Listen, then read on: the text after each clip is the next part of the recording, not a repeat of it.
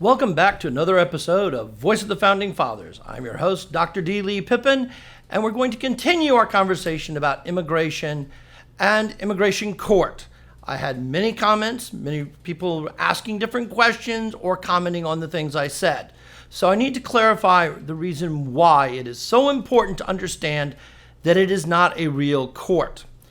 When you are in immigration court as an immigrant, you have the regular court, and if you are denied there, you have what they call the Bureau of Immigration Appeal, which is also under the jurisdiction of the Department of Justice.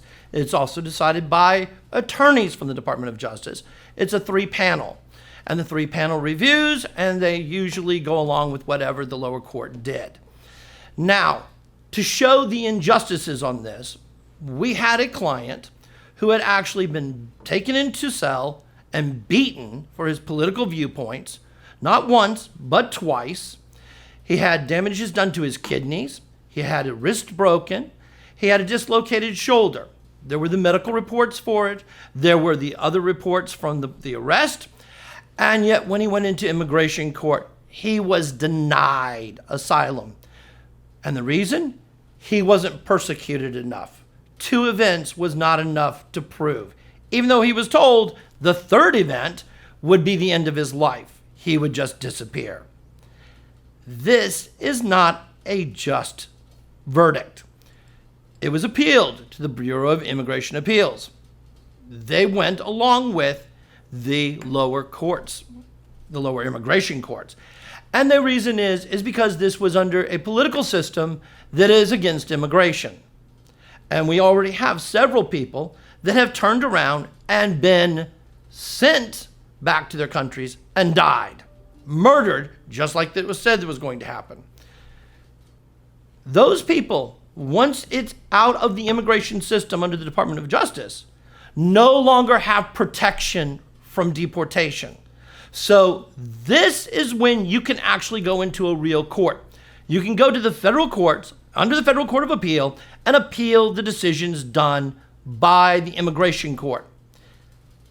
But, and immigration's great for telling you this, we rarely have any cases in the regular courts and we rarely lose. Well, there's a reason why. The second you go to file in the federal courts, they deport them. And under our American justice system, if you're not on American soil for an immigration issue in the Court of Appeals, your case is automatically dismissed. You cannot file unless you are on American soil. Sort of the same problem we were having with the MPP program, Migrant Protection Protocols, because people were filing for asylum, but they were being kept in Mexico. And under the rules of immigration, they weren't even eligible for asylum. They weren't eligible for deportation because they weren't on U.S. soil. And everybody just sort of whitewashed over the legalities.